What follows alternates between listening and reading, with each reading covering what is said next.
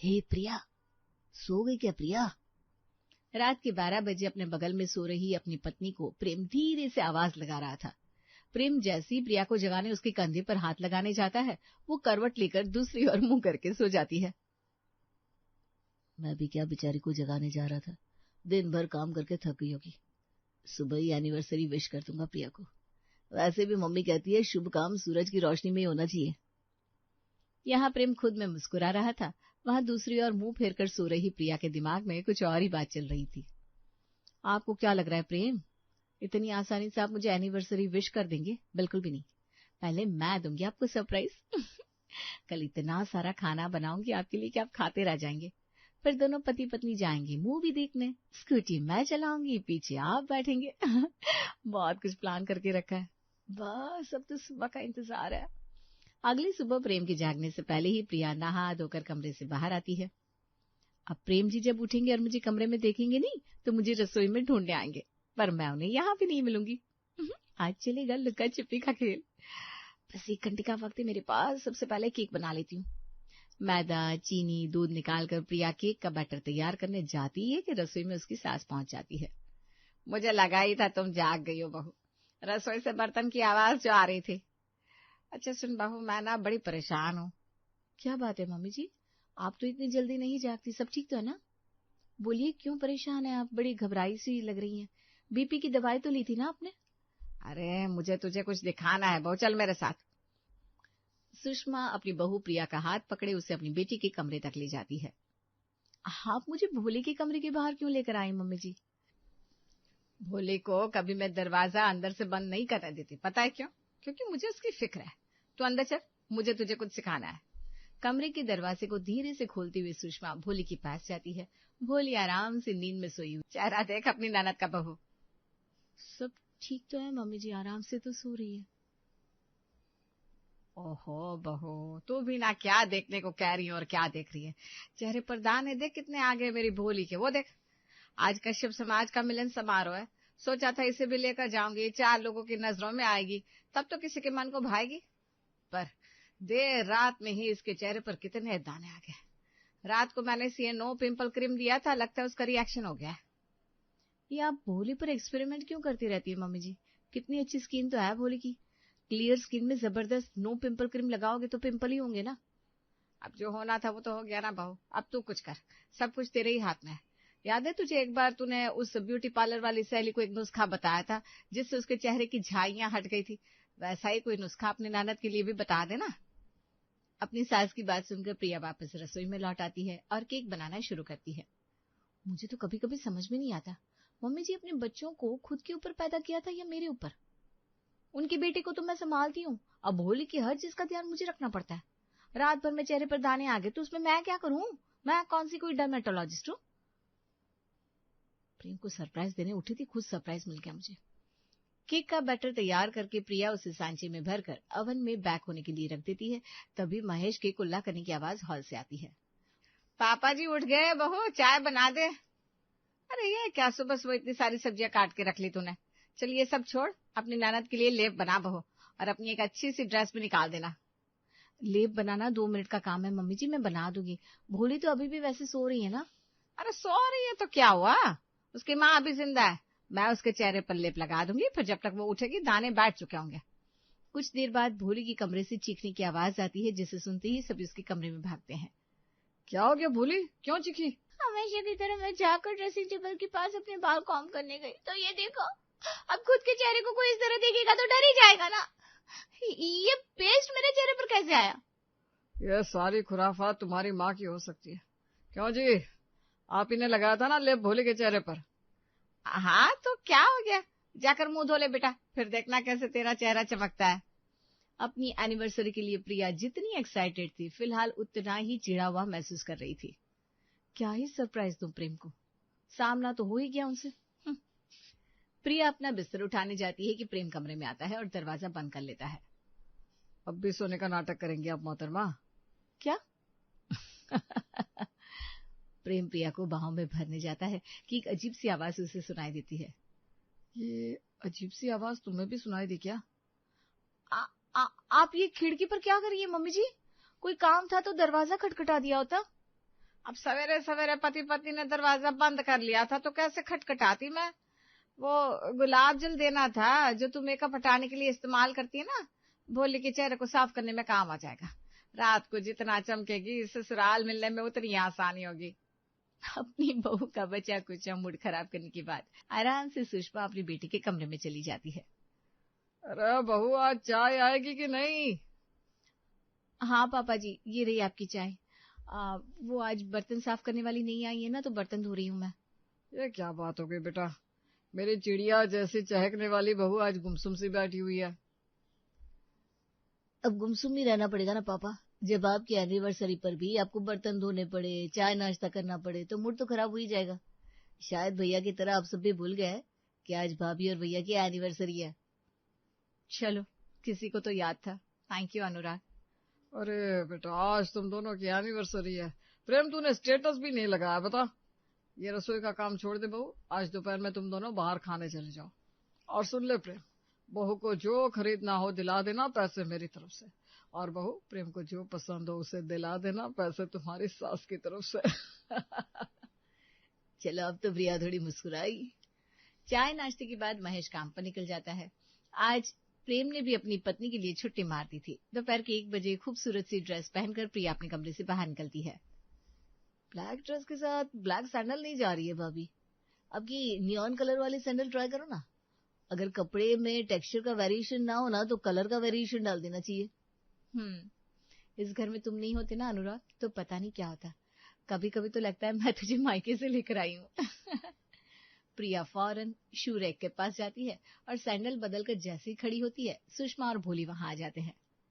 ये ड्रेस देख भोली, कैसी लग रही है, रात को ये ड्रेस पहनेगी? समाज का सम्मेलन समारोह है मम्मी, कोई डेट पार्टी नहीं है। भोली के लिए मैंने एक ट्रेडिशनल ड्रेस निकाल दी है। वो सब तो ठीक है भाभी, पर आप कहाँ जा रहे हो? 6 बजे तक हमें भी निकलना है, फिर आप भी कहीं निकल जाओगे तो घर पर कौन रहेगा? अरे तू अपना दिमाग क्यों लगाती है भोली, तू जा ना, अपना काम कर। तू भी चल रहा है हमारे साथ, तेरा ही नंबर है नेक्स्ट। मूवी की टिकट्स ले रखी है मैंने, और पापा जी ने लंच और शॉपिंग को कहा है, तो वक्त तो लग ही जाएगा मम्मी जी। लो सुन लो मम्मी, भाभी तो निकलने के लिए तैयार बैठी है, फिर मेरा मेकअप कौन करेगा? बहू पहले ना तू अपनी ननद को तैयार कर दे, फिर चली जाना मूवी देखने। ये थी सुषमा की हरकतें। उसके लिए भोली की शादी से इम्पोर्टेंट और कुछ नहीं था। घर को संभालते हुए भोली को देखने आए लड़के के परिवार वालों की खातिर करना और बाकी वक्त उसकी स्किन केयर करना, इन सब जिम्मेदारियों से अब प्रिया चिढ़ जाती है। ना बर्थडे मना सकती हूँ, ना अपने मायके जा सकती हूँ, और अब तो एनिवर्सरी की भी दुश्मन बन गई है मम्मी जी। आज सबसे साफ साफ कह दूंगी, अब दीदी की शादी हो ना हो मुझे नहीं पता, मैं अपना वक्त और जाया नहीं करने वाली। मुझे भी तो फैमिली प्लानिंग करनी है भाई। खुद में बड़बड़ाती हुई प्रिया चाय का ट्रे लेकर हॉल में आती है और देखती है सभी के साथ एक औरत भी बैठी हुई है। ऐसी वैसी बिचौलिया नहीं हूं मैं सुषमा जी, बड़े सही बंदे से मिलना हो गया आपका। अब तो आप अपनी भोली को विदा करने की तैयारी में लग जाइए। रमा आंटी को चाय दे बेटा, और मेरी बात सुन। क्या सुन, तूने तो सब सुन लिया है। जी मम्मी जी, पर मैं क्या कह रही थी कि अब तेरी सास कुछ कहने सुनने वाली नहीं है बेटा। बिल्कुल सही। चल अब लग जा काम पर, पर्दे चादर सब बदल दे, रसोई भी तुझे संभालनी है, याद रखना। एक काम कर, रसोई की भी सफाई कर ले, इस बार मेरी भोली का रिश्ता हो ही जाना चाहिए, वरना पिछली बार की तरह मैं खटिया पकड़ लूंगी। अरे मम्मी जी, मेरी शादी भी प्रेम जी से 9वीं बार में हुई थी। 4 लड़कों को ना किया था मैंने और 4 ने मुझे, तब जाकर प्रेम जी से बात बनी। ऐसी मेरी माँ भी ना हर बार बीमार होती बैठती तो फिर हो जाता। अब प्लीज बीमार मत पड़िएगा, मेरा काम बढ़ जाएगा। हिम्मत रखिए मम्मी जी, हिम्मत रखिए। ये लो, क्या बोलने आई थी और क्या बोल रही हूँ। अगली सुबह सुषमा के मोबाइल की घंटी बजती है। अरे मम्मी कहाँ, जल्दी आओ, रमा आंटी का कॉल आया है। सुषमा भागती हुई कमरे में जाती है और मोबाइल कान पर लगाती है। बड़े सभ्य परिवार से बात चलाइए तुम्हारी भोली की, शहर के रईसों में नाम आता है सिंघानियास का। बात अब सिर्फ भोली की नहीं है, उसके घर के रहन सहन, पहनावे और मेरी भी है। राजमहल की तरह अपने घर को सजा दो, कम से कम थाली में 20 पकवान तो होने ही चाहिए। जितना बड़ा खानदान उतनी ही शाही खातिरदारियां। सीलिंग पर झूमर लटकने शुरू हो गए थे, यहाँ वहां महंगे शोपीसेस सज रहे थे। दीवार से पुरानी फोटो फ्रेम हटाकर एंटीक फोटोज लगाई जा रही थी। एलईडी बल्ब की जगह अब कॉल लाइट्स ने ले ली थी, और ये सब सिर्फ और सिर्फ लड़के के परिवार वालों के लिए हो रहा था। अनुराग, सही से चेयर पकड़, अगर मैं गिर गई तो लड़की वालों के लिए खाना कौन बनाएगा? साफ साफ कहा है जीतू जी की माँ ने कि वो लोग घर पर बना हुआ खाना ही खाते हैं, वो भी शुद्ध देसी घी में। मुझे तो समझ में नहीं आ रहा भाभी कि भोली ने कॉलेज जाकर किया क्या। मैं तो मुश्किल से 5-7 दिन कॉलेज गया हूँगा, उसमें भी मैंने इस घर की होने वाली बहू को ढूंढ लिया, और ये भोली, इसको एक लड़का नहीं मिला। 2 दिन बाद अपने दोनों हाथों में राशन की थैलियां लिए प्रिया बाजार से घर लौटती है। अरे बहू, मुरारी को फोन कर दिया होता, वो घर पर राशन भिजवा देता। मम्मी जी ने खास कहा है पापा जी कि राशन में किसी भी तरह की मिलावट या कंकर नहीं होने चाहिए, इसीलिए सामने जाकर सब कुछ पिसवाना और लिस्ट में जो भी सामान लिखा है उसे सही से तोलवा कर लाना, ताकि कुछ कमी रह जाने की चांसेस ही ना रहे। तो साथ में तो जाना ही था, और ये तो कुछ भी नहीं है पापा जी, अभी रसोई की सफाई बाकी है, ये सब आज हो जाए तो कल सुबह ताजी ताजी सब्जियां भी लानी है। कल सुबह सब्जियां लेकर आएंगे आप? मम्मी, मम्मी जल्दी आओ, देखो भाभी क्या कह रही हैं। क्या बोली? भाभी कह रही है कल सुबह सब्जियां लाएंगी। मम्मी 1 बजे तो जीतू की फैमिली आ जाएगी, बेस पकवान कैसे तैयार होंगे? और अगर इस बार मेरा रिश्ता नहीं हुआ ना तो देखना मम्मी। शाम को ये सब्जियां मंगवाई जाती है। गोभी, मटर, बीन्स, भिंडी, कौन सी सब्जी नहीं आई थी, सारी सब्जी मंडी ही महेश ने लाकर अपनी रसोई में उलटती थी। आलू नहीं मंगवाया मम्मी जी ने? स्टैंडर्ड दिखाना होगा तो अब दिखा देती हूँ। प्रिया अपने भाई को कॉल करके अपने ससुराल में 1 बोरी आलू मंगवा लेती है और हो जाती है तैयारियां शुरू। दुनिया भर की सब्जी मंगवा ली मम्मी जी ने सिवाय आलू की, यानी कि लड़की के परिवार वालों को आलू पसंद नहीं है। तो अब 20 तरह की सब्जियां तो बनेगी, पर सभी में डले होंगे आलू। ऐसा आलू का भरता बनाऊंगी कि अगली बार से मम्मी जी कोई भी काम मेरे सर पर मरने के पहले 20 बार सोचेंगी। प्रिया लगाती है किचन के दरवाजे की कुंडी और आलू की सूखी सब्जी से श्री गणेश कर देती है। आलू टमाटर, आलू मटर, दम आलू, आलू गोभी, आलू पालक, आलू बैंगन, आलू बीन्स, आलू शिमला मिर्च, आलू चना, आलू सोयाबीन। हाय, मैं तो बोलते बोलते थक गई। पर ये सब और इसके अलावा भी कई सारी सब्जियां शाम से ही बहू रानी ने बनानी शुरू कर दी थी।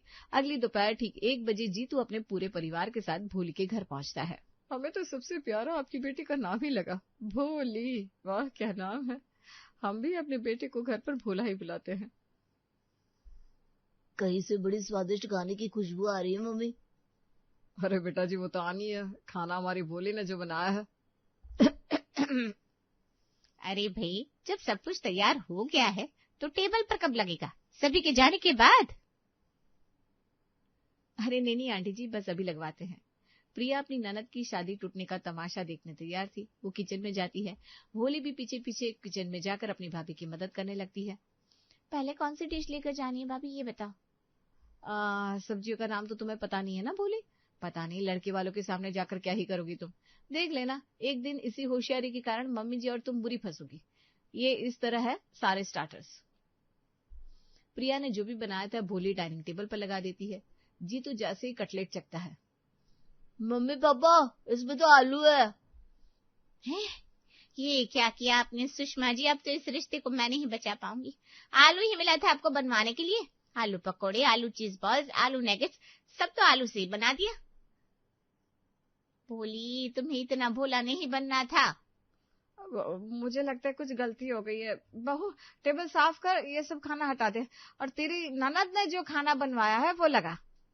अब हटाने से क्या फायदा आंटी, अब तो जो परोसता था परोस ही दिया आप लोगों ने। स्टार्टर्स देख ही लिया, अब मेन कोर्स भी देख लेता हूँ। कैसा लड़का है ये, हमारी लड़की को देखने आया या फिर खाना खाने? अरे तो खाना कौन सा हमारी लड़की ने बनाया है, एक बार ये रिश्ता हो जाए फिर खाना ऐसे भी इसे ही तो बनाना है। बस फिर क्या था, आलू मंचूरियन से लेकर आलू कोरमा तक सब टेबल पर लग जाता है। हे भगवान, मंचूरियन में तो आलू का फ्लेवर आ रहा है। ये प्रिया ने कितनी बड़ी गलती कर दी। अब क्या होगा, ये रिश्ता अगर टूट गया तो बहुत बड़ा हंगामा हो जाएगा, बहुत बड़ा। खाना चख कर सभी के चेहरे की हवाइयां उड़ चुकी थी। लगातार सभी प्रिया को देखे जा रहे थे। तभी सन्नाटे को तोड़ती हुई मिसेस सिंघानिया कहती हैं, 20 तरह की सब्जियों में आलू का इस्तेमाल करना, ऊपर से स्टार्टर्स भी आलू के, फिर तो डेजर्ट भी आलू का ही होगा। आलू का हलवा है ना, मीठा हलवा आंटी जी।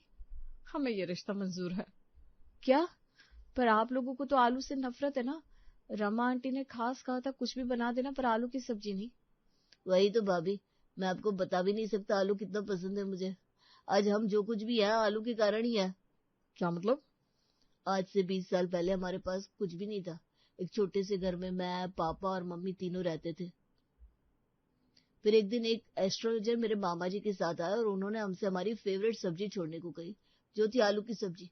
फिर क्या था, एक घर से इसी शहर में हमारे 4-4 बंगले हो गए। मार्केट में नाम हो गया हमारा। गुरुजी ने हमें कहा था कि हमें आलू हमेशा के लिए छोड़ना होगा। अरे पर हमने तो आपको आलू खिला दिया।